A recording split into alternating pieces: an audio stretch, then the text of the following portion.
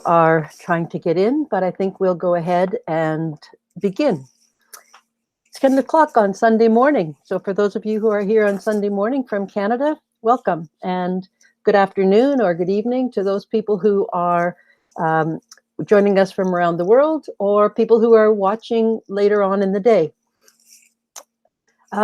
Kids Guide to Canada is a grassroots teacher-led initiative by a group of elementary educators who didn't know each other, but wanted a way for their K-8 classes to find each other, to share, connect, and learn together, and decided to create a way to make that happen in a safe and secure place. So we're going to begin by sharing my screen, and I'm going to just take a look into my Gmail to see if my presenters are able to get in, but I'm going to go ahead and I'm going to switch to sharing my screen and going to begin with an overview of the entire project.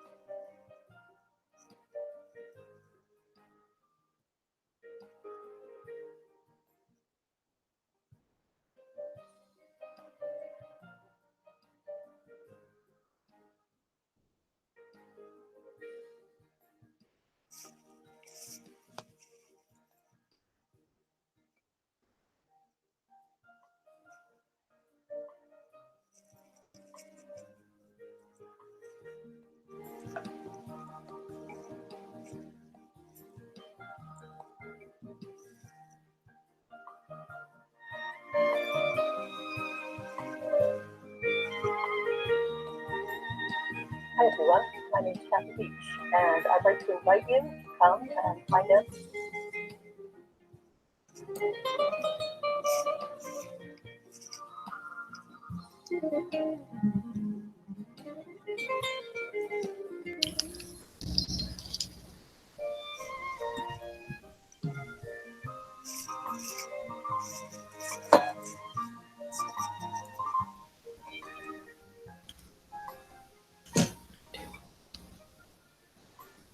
Whoops.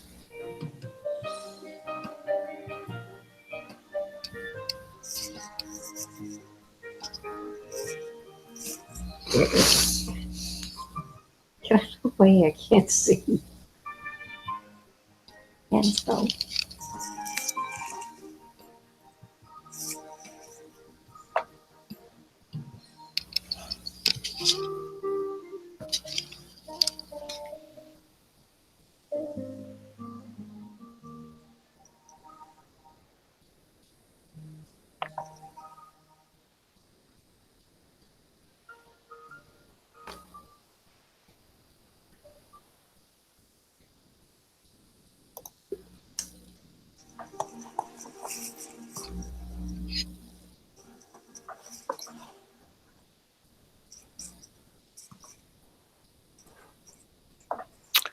There, we have someone who's been able to join us.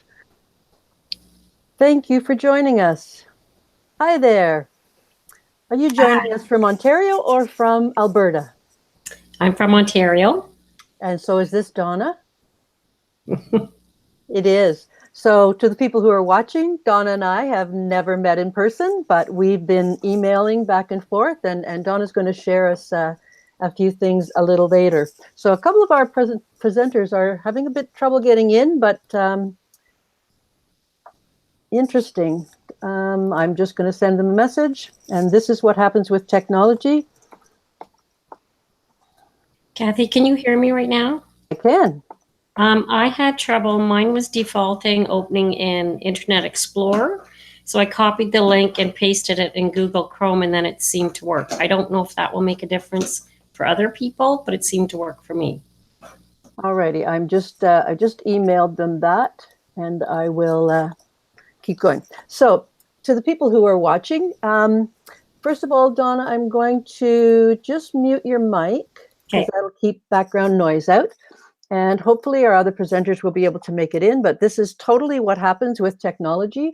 Little glitches, and you always have to be ready for plan B and C and D. We've had a lot of fun with this project in the last 2 years. We're just beginning to really get going. But one of the questions that people have asked us again and again is how to get started. So we're going to, these poor people, they cannot get in. But she watched and the video was good. So I don't think we can do anything else about that. These are two people who are part of our national team, so they're quite used to being able to get in. So what I'm going to do right now is switch to a slideshow that we've created called Kids Guide to Canada First Steps.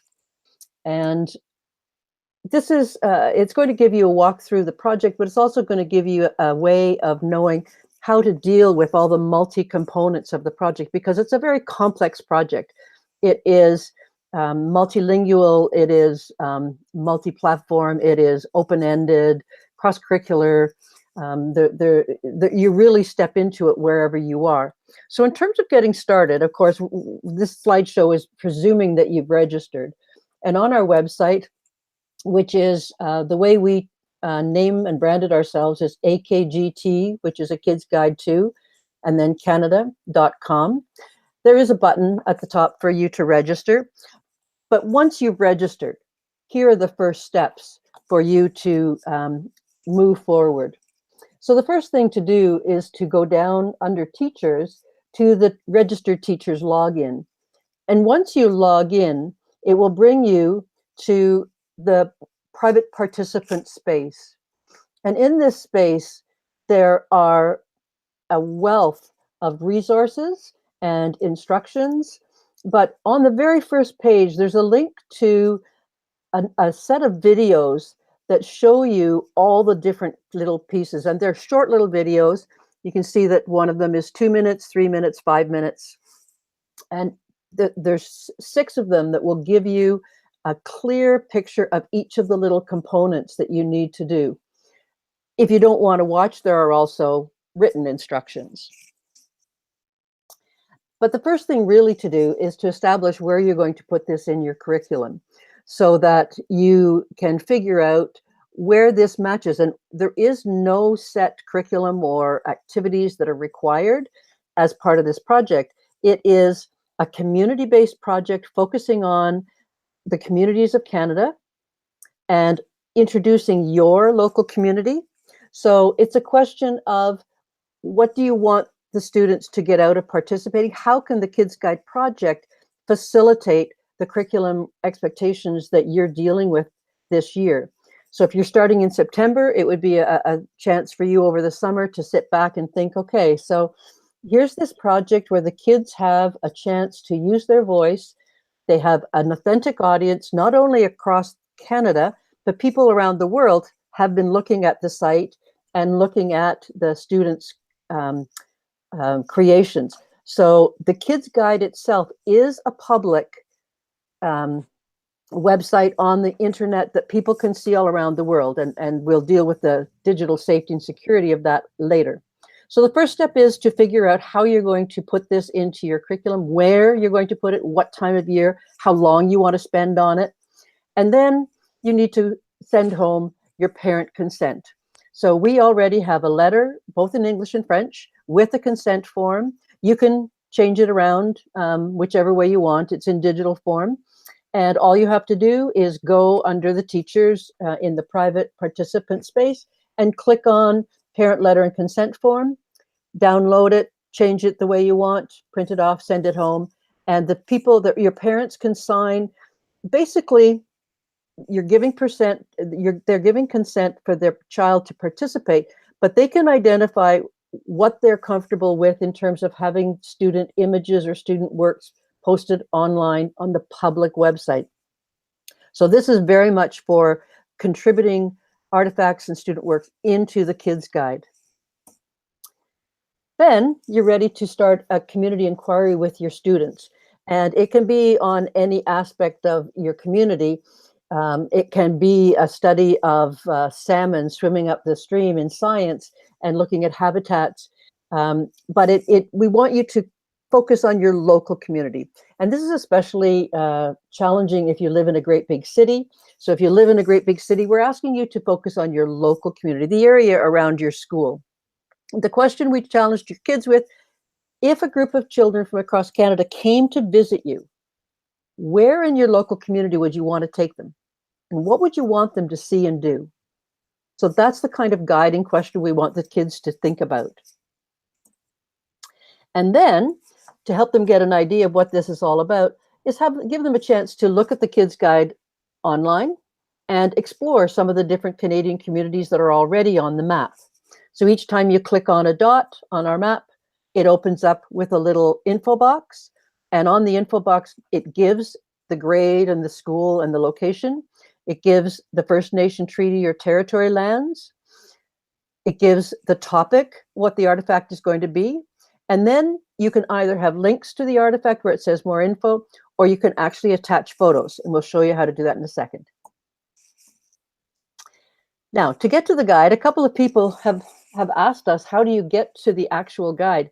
Well, on our very first main page of our entire website, where it says, Welcome to a Kids Guide to Canada, you can either click right on that map or click on the word here, and that will take you to the map.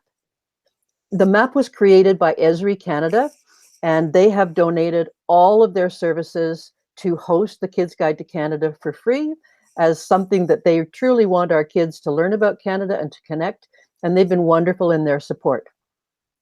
Or you can give students or yourself a direct link. So it's a bit.ly link, so bit.ly/AKGTC map.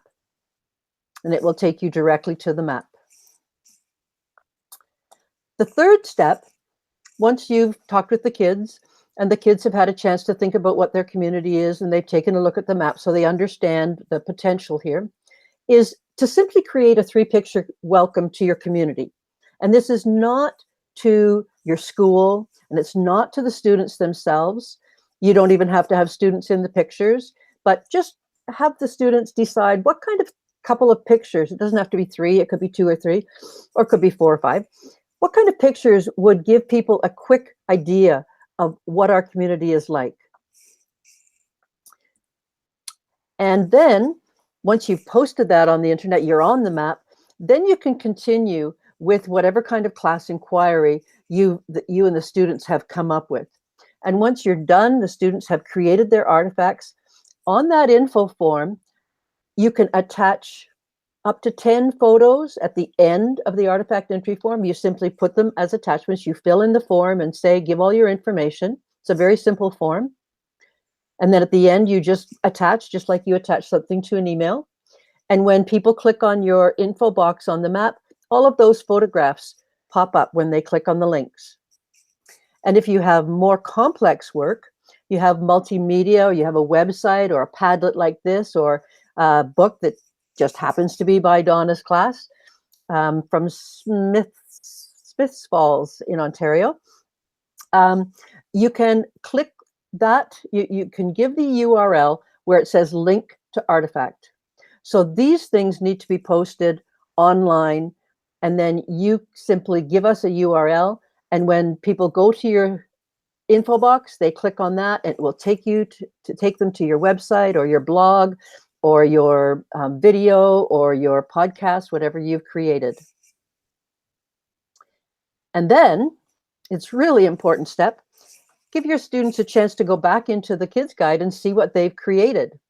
So if they've put on in North Battleford, on both sides of the river, they have put different artifacts attached to different sites in your town, then they can go into each of those and see what they've created, or they might even not have seen what other students have created. And then explore the other kinds of activities that are possible.